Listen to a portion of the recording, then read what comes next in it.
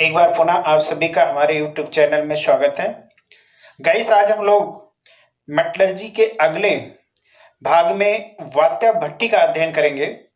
जैसा कि आप लोग देख रहे हैं, बोर्ड पर आपको वात्या भट्टी का एक प्रारूप नजर आ रहा है।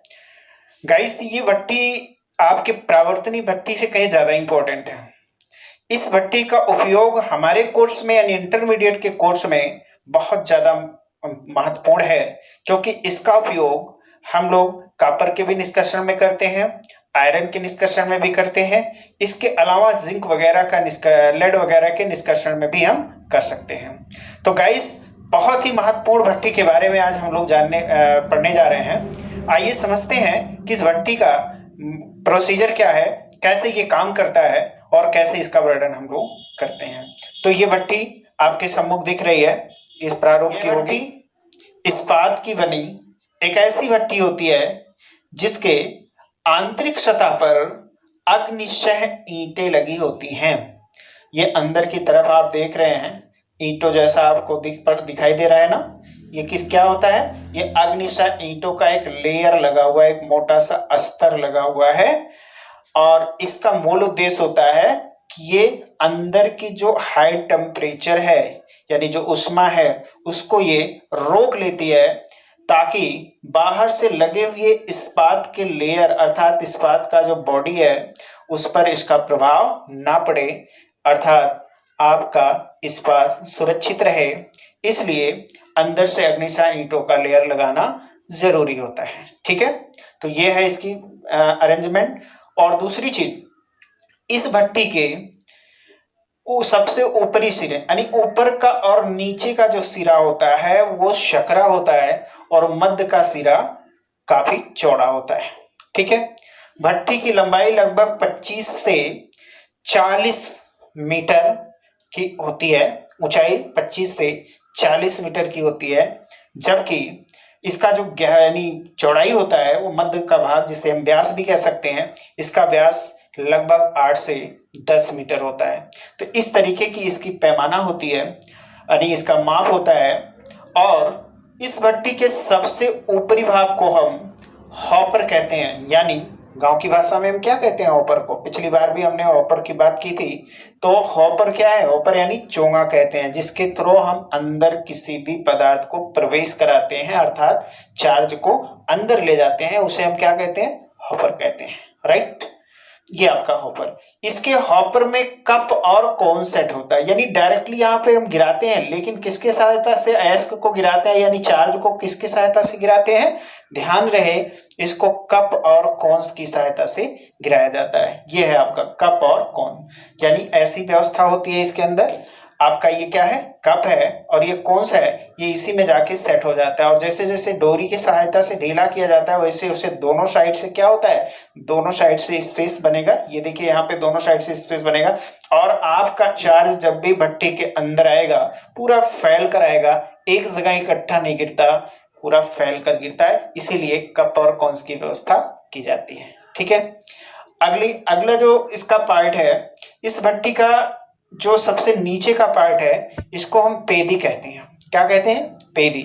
इसमें दो हिस्से होते हैं। एक सबसे नीचे का हिस्सा जिसमें धातु गलित रूप में या फिर गलित मिश्रण के रूप में प्राप्त होता है, और ठीक उसके ऊपर का एक और हिस्सा होता है जहां पे धातुमल एकत्रित होती है। हालांकि दोनों को निकालने के लिए अलग अलग टैपिंग होल की व्यवस्था होती है। ये अलग अलग टैपिंग होल के माध्यम से बाहर निकाल लिए जाते हैं। भट्टी के मध्य भाग में आप यहां देख सकते हैं, ये लोकेशन है मध्य भाग का। इसमें मध्य भाग के ठीक नीचे क्या लगा होता है? ट्वियर लगा होता है। ट्वियर आप जानते हैं, पहले भी आपने कई ऐसी प्रोसीजर पढ़ी होगी जहां पे ट्वियर आपको मिला होगा। तो ट्वियर का मतलब होता है वो नली जिसके माध्यम से, या वो पार्ट जिसके माध्यम से हम वायु को अंदर प्रवाहित करते हैं। राइट, तो ये है ट्वियर की सहायता से हम क्या करते हैं? इस भट्टी के अंदर हॉट एयर प्रेजेंट कराते हैं। देखिए, हॉट एयर प्रेजेंट करा के हम यहाँ रखे गए ईंधन को जलाकर गर्म यानी ताप उत्पन्न करेंगे, और साथ ही साथ एयर के माध्यम से कुछ एयर इसमें चले जाते हैं जो ऑक्सीकरण में भी पार्टिसिपेट करते हैं। यानी मेन चीज क्या है? दहन कराना। मेन चीज यहाँ है एयर का क्या यूज है, दहन कराना। साथ ही साथ और ऑक्सीडेशन वगैरह अगर कराना है तो इसके सहारे हम करा सकते हैं। ठीक है, तो ये है मेन, दहन कराने के लिए एयर अंदर जाना जरूरी है। तो हॉट एयर प्रोवाइड करने के लिए हम यहाँ पे क्या लगा होता है, इस भट्टी के अंदर ट्यूबर लगा होता है, राइट। भट्टी का जो सबसे चौड़ा भाग होता है, ये सबसे चौड़े भाग को हम क्या कहते हैं, इसको बॉश कहते हैं, बॉश। और इसके ऊपर का जो सबसे लंबा पार्ट होता है उसको हम बॉडी कहते हैं। यानी बॉडी हमारा मेन क्या है, ऊपर वाला पार्ट है, वो ऊपर वाला पार्ट जो सबसे लंबा होता है, ये पार्ट। ठीक है, तो इस तरीके से हमने इसका क्या किया, प्रारूप एक एक करके देखा। अब अंदर की बात करते हैं। अंदर इसके क्या होता है, अंदर का जो तापक्रम की व्यवस्था होती है वो ऊपर से नीचे की ओर बढ़ते हुए क्रम में होती है। यानी सबसे कम ताप सबसे ऊपर वाले हिस्से में होगी, फिर धीरे धीरे जैसे जैसे नीचे आएंगे वैसे वैसे इसका ताप क्या होगा, बढ़ता जाएगा। सबसे ज्यादा ताप सबसे नीचे के खंड में होती है, अर्थात वहां होती है जहां पे हम ईंधन को जलाते हैं, वहां का टेम्परेचर सबसे ज्यादा होता है। तो ये अधिकतम तापक्रम 1600 डिग्री सेंटीग्रेड तक रखता है। चूंकि ये छोटी वात्या भट्टी है और हम लोगों के कोर्स में जिस धातु का निष्कर्षण करना है उसमें छोटी भट्टी की उपयोगिता होती है। तो इस तरीके से इस भट्टी का तापक्रम व्यवस्थित रहता है। भट्टी में ठीक हॉपर के नीचे यहां से निकास नलियां लगी होती हैं, ये आप देख सकते हैं, दोनों तरफ निकास नली लगी हुई है। यहां से जो भी व्यर्थ गैसें होती हैं वो सब इस निकास नली से बाहर निकल जाती हैं। ठीक है, तो ये ठीक जो आपको ऊपर के नीचे दिख रहा है ये निकास नली, इससे व्यर्थ गैसों को ही बाहर निकाला जाता है। ठीक है, अच्छा, इससे जो प्रश्न पूछे जाते हैं अक्सर बच्चे जो हैं वो इस भट्टी को कहाँ बनाते हैं, तो प्रैक्टिकल के दौरान चार्ट पेपर पर बना के अक्सर वाइवा के लिए ले जाते हैं। ध्यान रहे, अच्छी बात है, आप इसको बना के वाइवा दे सकते हैं, लेकिन इस भट्टी के जो भी प्रक्रम है, जो उपयोग है, उसको आप जरूर ध्यान में रखिएगा। वर्णन तो जैसे भी कर पाओगे ठीक है, लेकिन अक्सर ये पूछा जाता है कि इस भट्टी में कौन सी क्रिया होती है और इस भट्टी का उपयोग क्या होता है। इस पर क्वेश्चन बहुत ज्यादा पूछा जाता है एग्जामिनर के थ्रू। हम लोग एक जगह बाइबल ले रहे थे, तो उस समय एक बच्चे से पूछे कि बेटा इसमें कौन सी क्रिया होती है, जरा बताओ। तो बच्चे ने कहा सर इसमें चाय बनाई जाती है, चाय बनती है। अरे बाप रे, चाय बनती है, इतने लंबे तापक्रम वाला, इतनी अधिक तापक्रम वाले भट्टी में चाय बना रहा था बच्चा। हमने कहा बेटा एक बात बताओ, इस भट्टी में जब पतीली रखोगे ना, जो पतीली होता है जिसमें बनाते हो, वो पतीली सहित गलकर चाय के रूप में पतीली भी आपकी निकल कर आ जाएगी। ठीक है, तो इस भट्टी में ऐसे उत्तर मत दीजिए कि आपका एग्जामिनर भी हंसे आप पर। ठीक है, तो ध्यान देना, समझकर सोचकर ही इनके प्रश्नों का उत्तर देना है। ठीक है, अब आगे की चर्चा हम ये करना चाह रहे हैं कि इस भट्टी में क्रिया कौन सी होती है, प्रगलन। अभी पीछे बात की हमने, जस्ट प्रगलन क्रिया होती है, यानी धातुओं को गलाया जाएगा और गलाकर उन्हें गलित अवस्था में या फिर गलित मिश्रण के रूप में कन्वर्ट किया जाएगा। ठीक है, इसके अंदर जो भी आगलनीय अशुद्धि होंगी, आपके अयस्क के अंदर जो भी आगलनीय अशुद्धि होंगी, उन आगलनीय अशुद्धियों को गालक के माध्यम से भी गलाकर धातुमल में कन्वर्ट किया जाएगा।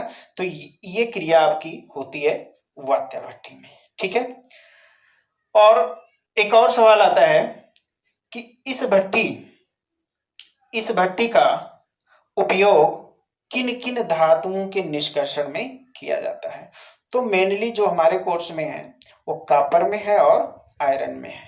ठीक है, इसके अलावा लेड वगैरह में भी हम इसका उपयोग कर सकते हैं। तो ये भट्टी आपकी बड़ी महत्वपूर्ण भट्टी है, इसके बारे में हमें थोड़ी जानकारी जरूर रहनी चाहिए।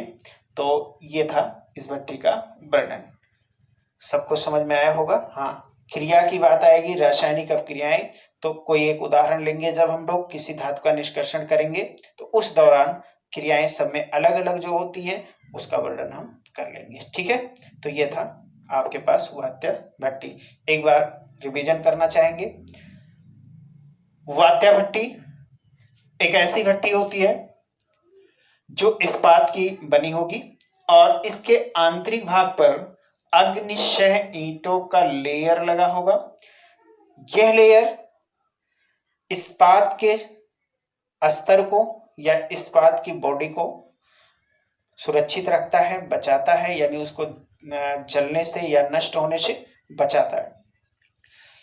इस भट्टी की लंबाई लगभग 25 से 40 मीटर और व्यास अधिकतम 8 से 10 मीटर, यानी 8 से 10 मीटर का मोटाई होगा, व्यास होगा, और लंबाई होगी 25 से 40 मीटर के समथिंग। ठीक है। और इस भट्टी का ऊपरी सिरा सकरा होता है तथा निचला सिरा भी सकरा होता है और मध्य में सबसे चौड़ा होता है। ठीक है। ऊपरी भाग में हॉपर लगा होता है जिसकी सहायता से हम चार्ज को भट्टी के अंदर प्रवाहित करते हैं, लेकिन हॉपर में भी कप और कोन्स लगे होते हैं।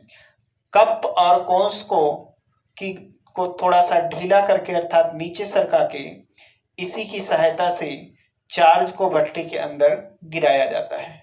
ठीक। और भट्टी का जो मध्य भाग होता है, सबसे चौड़ा भाग होता है, उसको हम बॉश कहते हैं, बॉश। और इसके ठीक ऊपर का जो सबसे लंबा भाग होता है उसको बॉडी कहा जाता है। और ठीक बॉस के नीचे का पार्ट क्या कहलाता है? इसको हम चूल्हा कहते हैं। और चूल्हे के दोनों साइड में क्या लगा होता है? यानी ठीक बॉस पार्ट के नीचे और चूल्हे के सामने क्या लगा होता है? एक ट्यूबर लगा होता है जिसकी सहायता से हॉट एयर को अंदर प्रवाहित किया जाता है। ठीक है। सबसे निचले भाग को जो सब सकरा होता है उसको हम पेदी के नाम से जानते हैं। पेदी में दो खंड होता है। एक सबसे नीचे का खंड जिसको हम क्या कहते हैं?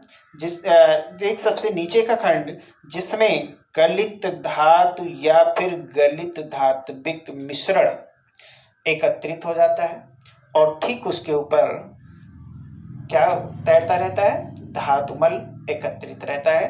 धातुमल को अलग रास्ते से और गलित धातु को यानी मोल्टन मेटल को अलग रास्ते से टैपिंग होल के माध्यम से बाहर निकाल लिया जाता है।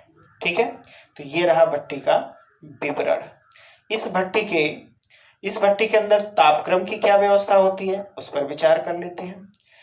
ऊपर से नीचे चलने पर तापक्रम का बढ़ता हुआ क्रम होता है। यानी ताप का कैसा क्रम होता है?